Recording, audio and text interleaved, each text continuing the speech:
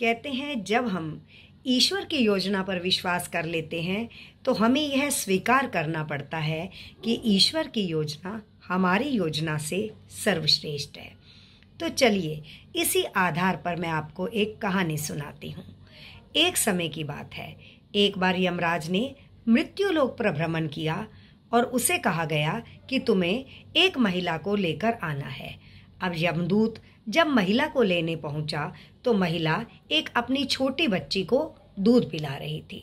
अब उस स्त्री को देखकर यमराज के मन में आया कि मैं इस समय यह पाप नहीं कर सकता, क्योंकि छोटी बच्ची जो है वो भूख से बिलख कर रोने लगेगी। अब उसने जैसे ही मुड़कर देखा, वहां 2 और छोटी बच्चियां थी जो माँ की तरफ देख रही थी। तो यमराज को पता लगा कि उस परिवार में पिता नहीं है, माँ ही इन तीनों बच्चियों का पालन पोषण कर रही है। यमराज उस माँ को लिए बिना ही वापस लौट गया। लेकिन जैसे ही यमराज वापस गया तो कहते हैं देव नाराज हो गए। उन्होंने कहा, मृत्युलोक पर जाकर जब आपको जो कार्य दिया गया था, अगर आपने नहीं किया तो आपको इसका दंड अवश्य मिलेगा। यमराज दंड भुगतने के लिए तैयार हो गया। कहते हैं यमराज को कहा गया कि आपको देवदूत बनकर मृत्युलोक में रहना है और तब तक मृत्युलोक में रहना है जब तक कि आपको अपनी 3 गलतियों का पश्चाताप ना हो जाए और अपनी 3 गलतियों पर आप दोबारा से हंसे नहीं। तो उन्होंने कहा, यमराज ने कहा, मैं पहले तो हंसा नहीं, तो अब मैं दोबारा किस प्रकार हंसूंगा। तो कहते हैं देवों ने कहा कि आपने सबसे पहले ही अपने आप को हास्य का पात्र बनाया है कि मृत्युलोक पर भी जाकर आप वापस अपना काम किए बिना वापस आए हैं। इसके लिए आप स्वयं ही हास्य के पात्र बन चुके हैं। यमराज देवों की बात सुनकर मृत्युलोक में चले गए और देवदूत का रूप धारण करके वहां एक मानव रूप में बैठ गए। कहते हैं वहां पर से एक व्यक्ति गुजर रहा था और उसने देखा कि ये एक व्यक्ति सर्दी में ठंड के कारण ठिठुर रहा है। उसके पास कुछ कपड़े और कंबल था। उसने उस देवदूत जो मनुष्य के रूप में था उसे वह उड़ा दिया और बोला, आप सर्दी में पूरी रात यहाँ कैसे गुजारोगे। अब जो देवदूत बना हुआ व्यक्ति था उसने कहा, मेरे पास कोई और चारा नहीं है, अगर आप मुझे आश्रय दे सकते हैं तो बताइए। व्यक्ति बोला, आप मेरे साथ मेरे घर चलिए, रात वहीं गुजारिए। हाँ, लेकिन एक बात का ध्यान रखना कि मैंने जो वस्त्र और कंबल आपको दिया है इसके बारे में मेरी पत्नी को पता नहीं चलना चाहिए, क्योंकि वे थोड़ी उग्र स्वभाव की है। उसे यह समझ नहीं आएगा कि मैं अपनी पूंजी में से दान क्यों करता हूँ। देवदूत उनकी बातों को मान गया और उस व्यक्ति के साथ उनके घर चला गया। जब वह उनके घर पहुंचा, वहां बैठकर खाना खाया, तभी उस व्यक्ति की पत्नी ने पूछा कि इसके पास तो नए वस्त्र और कंबल है। यह सुनते ही देवदूत बोला, ये सब इनकी कृपा है। उसी समय उस व्यक्ति के घर एक टेलीग्राम आया कि उसके पुत्र की नौकरी लग गई है।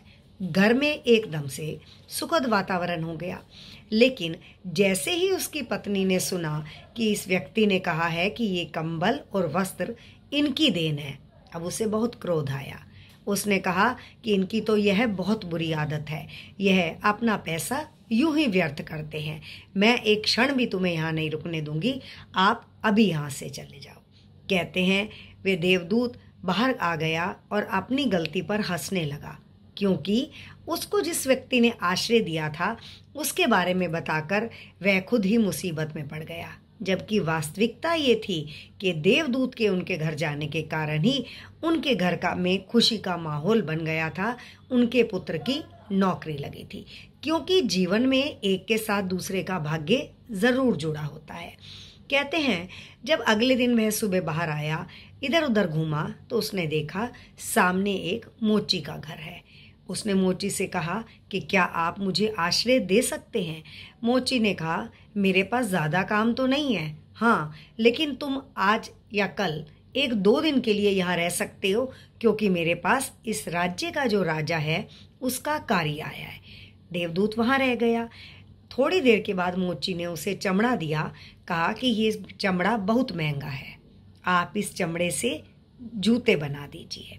उसने कहा व्यक्ति ने कि एक बात का ध्यान रखना, देवदूत से कहा कि एक बात का विशेष ध्यान रखना कि इसके लिए आपको केवल जूते ही बनाने हैं, चप्पल नहीं।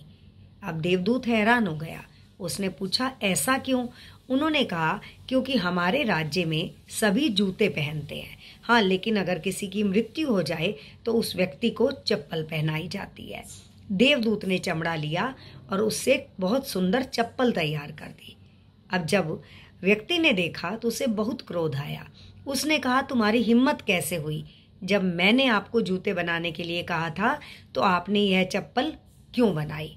यह बात सुनते ही देवदूत परेशान हो गया और एक तरफ बैठकर विचार करने लगा कि मेरे हाथों से ये सब कैसे हो गया। उसी क्षण राजा के सेवक आए और व्यक्ति को बोले कि कल हमने आपको बहुत महंगा चमड़ा दिया था और उससे राजा के लिए जूते बनाने को कहा था, लेकिन कहीं आपने जूते तो नहीं बना दिए? व्यक्ति बोला, क्यों? ये प्रश्न क्यों? तो उसने कहा, क्योंकि हमें राजा के लिए चप्पल बनवानी थी और क्योंकि राजा की रात को ही मृत्यु हो गई। खैर, चप्पल उस मोची के पास तैयार थी। उसने वे राजा के सेवकों को दे दी जो सेवक आए थे, और वो देवदूत जो था वो तो पहले ही उस घर से बाहर हो गया था। वो दूसरी जगह जाकर हंसने लगा, क्योंकि उससे लगा मैंने दूसरा अच्छा काम किया है, लेकिन इसके प्रति भी मुझे सराहना नहीं मिली, अपितु तिरस्कार मिला है। तो इसका मतलब मृत्यु लोक पर शायद ऐसा ही व्यवहार चलता है। अब थोड़ी आगे जाने के बाद उसने देखा, जहाँ से वो गुजर रहा था वहाँ बहुत बड़ी सुनार की दुकान थी। उस सुनार की दुकान पर एक महिला खड़ी थी जिसके साथ 3 लड़कियां थीं। वे सुनार से कह रही थी कि मुझे अपनी दुकान से महंगे गहने दिखाइए, क्योंकि मेरी पुत्रियों का विवाह है।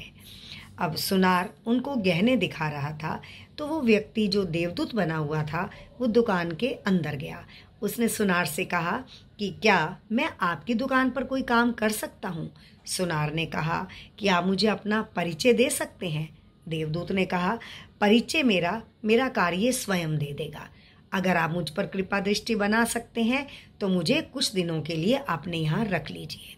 सुनार उसकी विनती को सुनकर तैयार हो गया। देवदूत वहीं रहकर कार्य करने लगा। वह उसी क्षण उसने देखा कि जो सुनार है वे महिला से कहता है कि आप इतने महंगे गहने इन 3 पुत्रियों के लिए ले रही हैं, क्या इनका विवाह एक साथ है? उसने कहा, हाँ, लेकिन मैं इनको दुनिया के सारे ऐशो आराम देना चाहती हूँ और मैं चाहती हूँ कि इनको जीवन में कभी कोई कष्ट ना हो, और मेरे पास जो कुछ भी है वो सारा मैं इन्हें देना चाहती हूँ। इसलिए अपने पास जो भी महंगे गहने हैं आपके पास, आप वो सारे हीरे मोती और जवाहरात ले आइए। मैं इनको इनकी मनपसंद चीज़ें दिलवाना चाहती हूँ।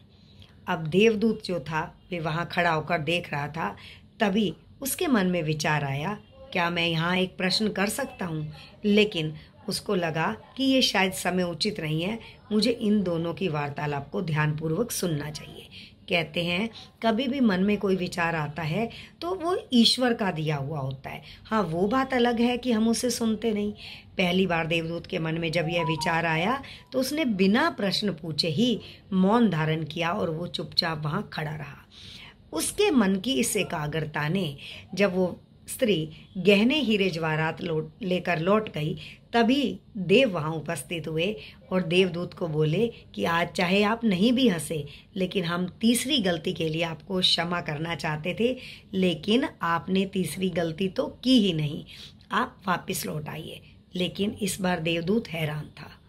देवदूत ने कहा, यहाँ से जाने से पहले अब मैं आपसे एक प्रश्न करता हूँ कि मैंने जब गलती नहीं की, मैं हंसा नहीं, तो आज आप प्रकट हो गए और मुझे कह रहे हैं कि वापस चलिए, ऐसा क्यों?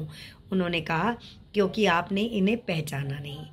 जो यह महिला इन 3 लड़कियों को लेकर आई थी, ये महिला, इसके घर इन 3 लड़कियों की माँ नौकरानी का काम करती थी। और जब मैंने तुम्हें मृत्यु लोक पर उस दिन एक महिला को लेने भेजा, आपने दूध पीती बच्ची को देखकर उस महिला को नहीं लिया।